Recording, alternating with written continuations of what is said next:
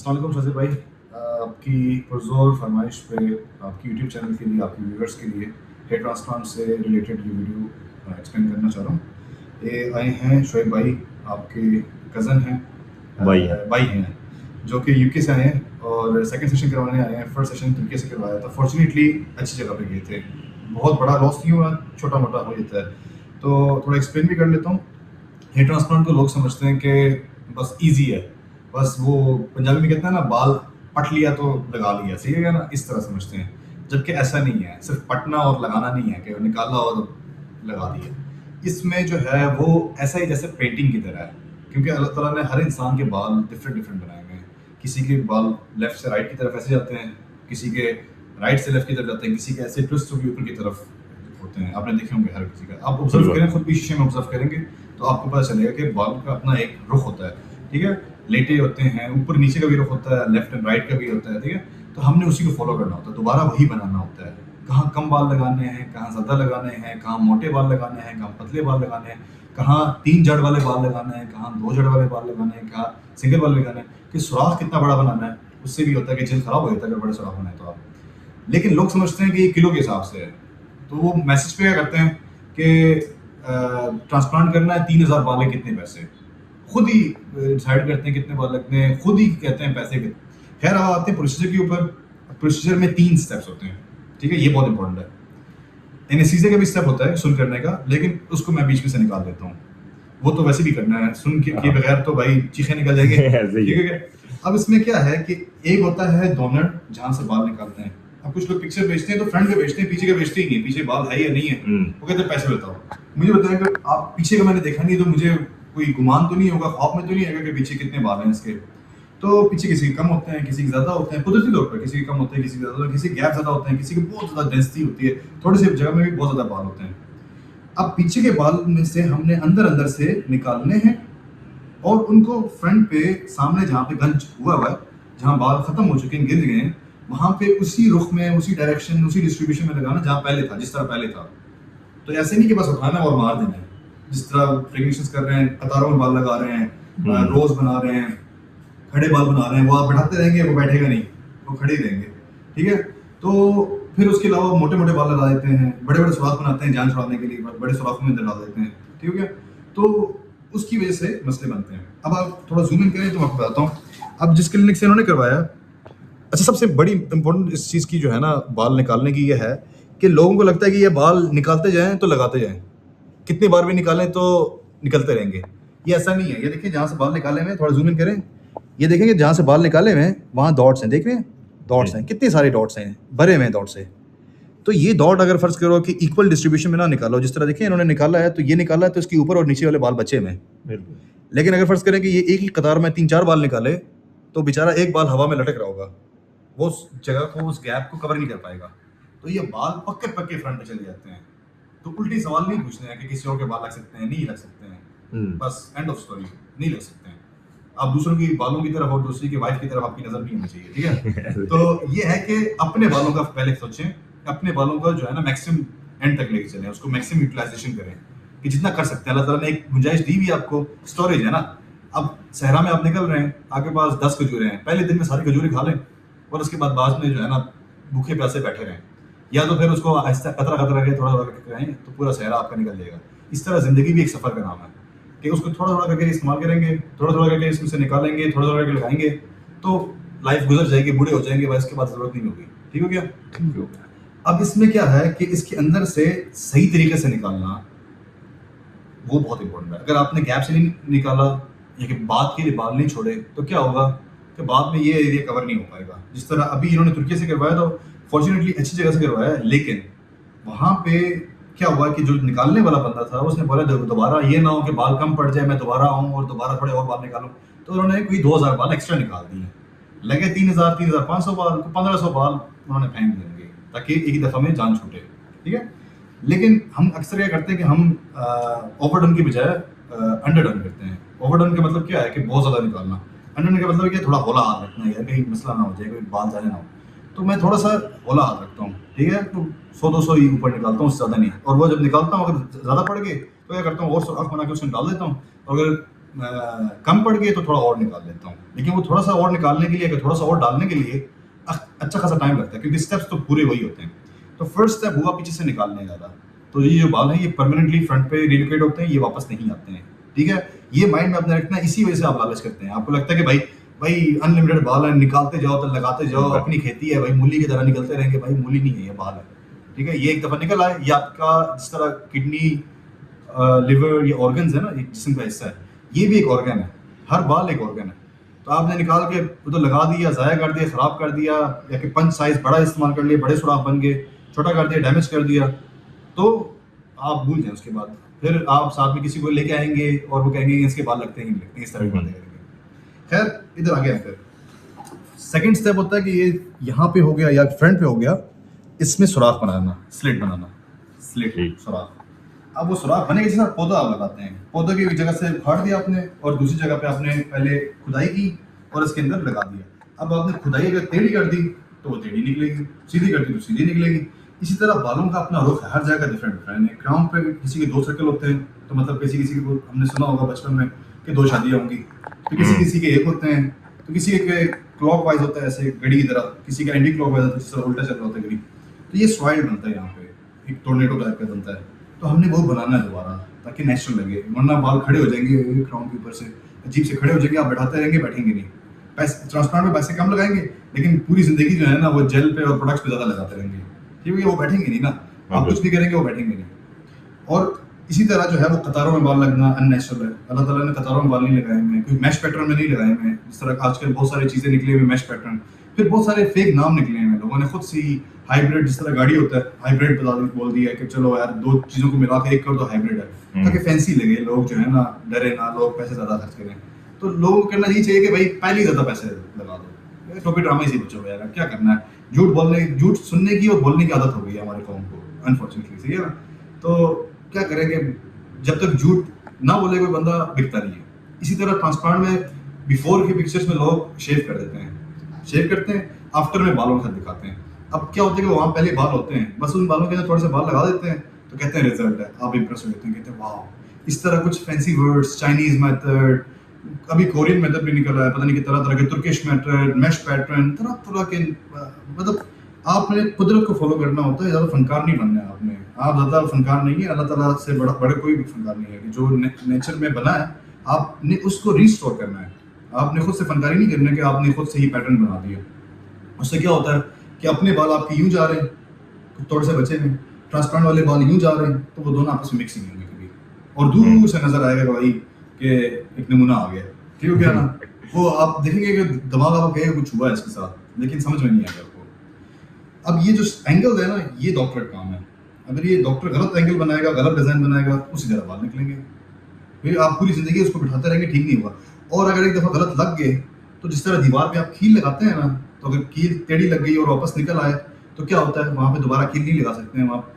आपने फिर poutine plaster कुछ ना कुछ लगा के कवर करना होता है, फिर उसके आसपास के बाल लगाना, वो कील लगाना होता है।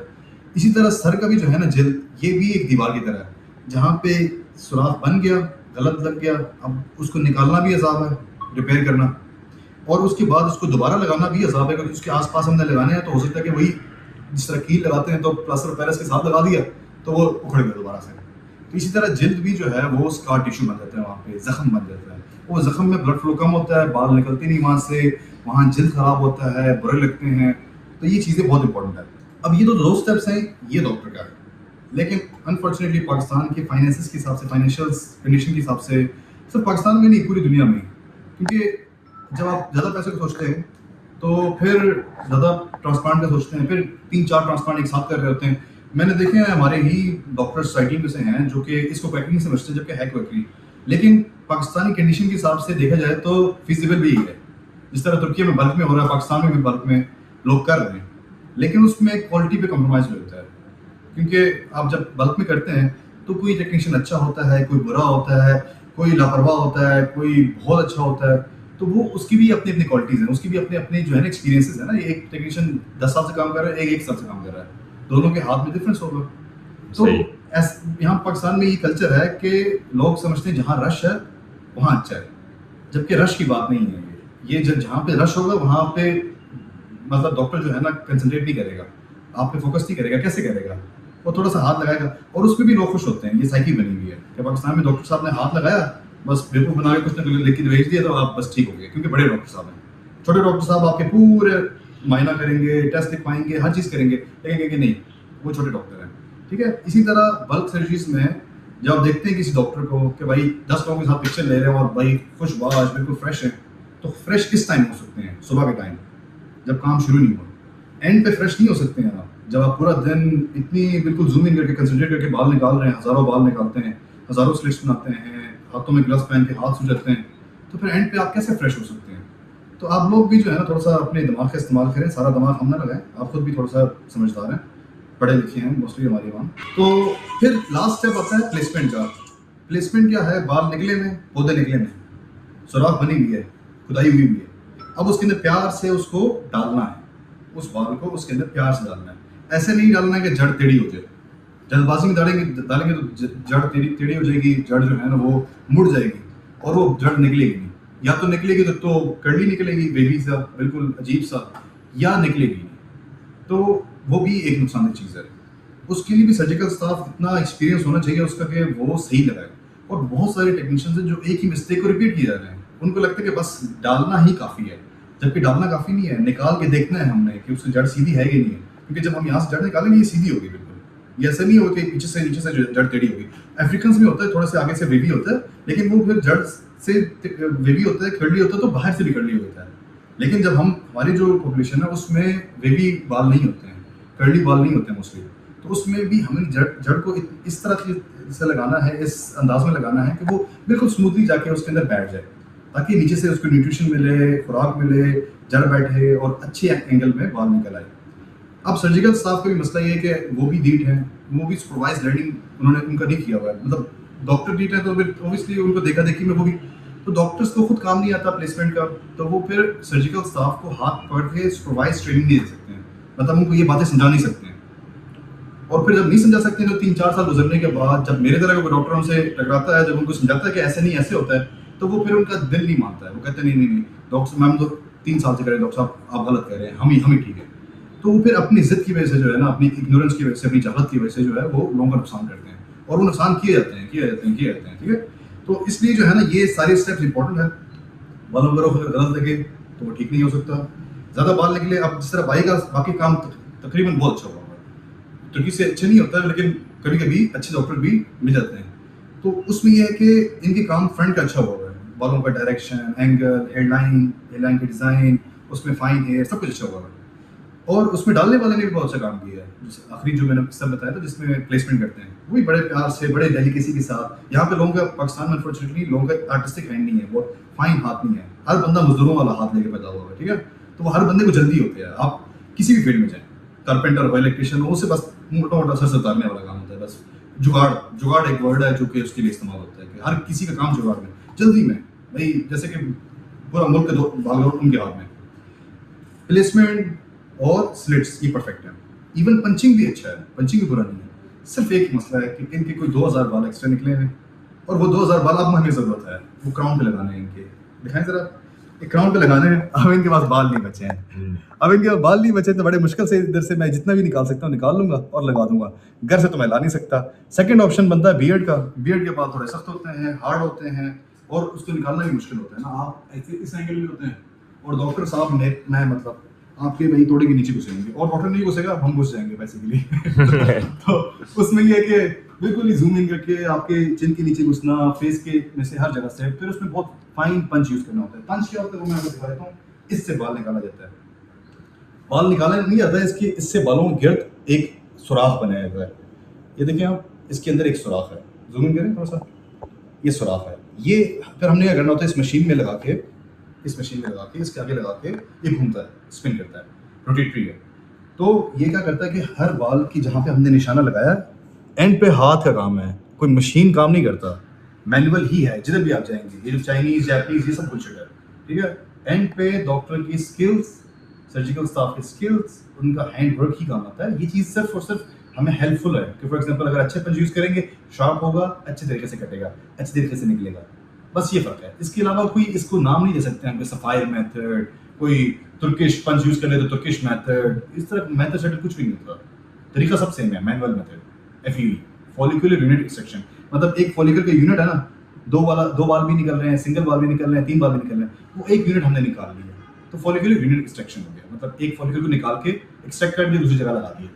ये एक तरीका है। दूसरा तरीका एक कट लगा के आप निकालते हैं, और उसमें भी काम वही होता है, एंड पे निकाल के आपने बाहर सब्जी की तरह काटना होता है, उसको अलग अलग करना होता है, फिर हर बाल को अलग अलग लगाने होते हैं।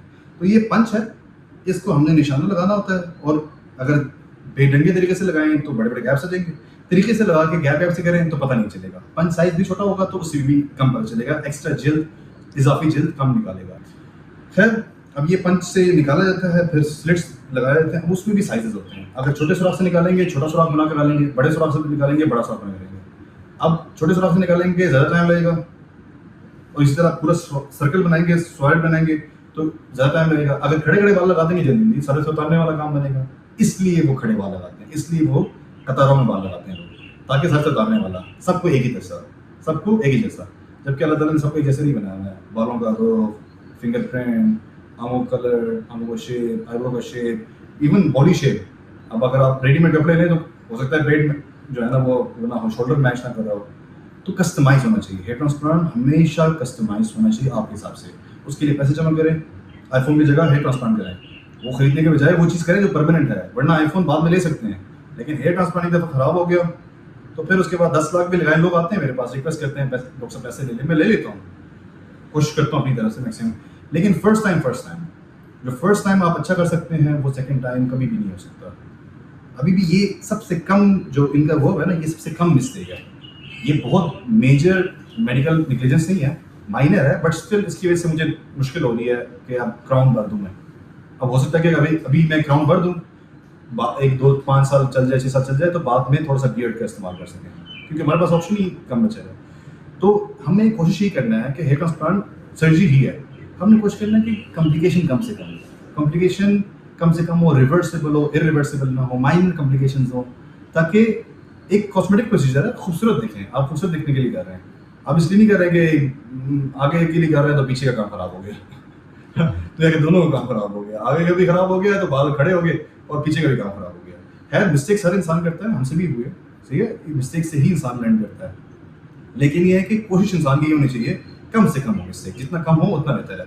कुछ मिस्टेक अनइंटेंशनली होता है, जो शुरू में इंसान इतना एक्सपीरियंस नहीं होता, हैंड्स ऑन नहीं होता, टीचर्स नहीं होते हैं, बंदे ने इन्वेस्ट नहीं होता। हम एजुकेशन में इन्वेस्ट करते हैं। अभी मैंने ब्राज़ील जाना है तो मेरे ऑलमोस्ट 25-30 लाख से ज़्यादा लग जाएंगे, तो उस पैसे को भी आपसे ही रिकवर करना है मैंने।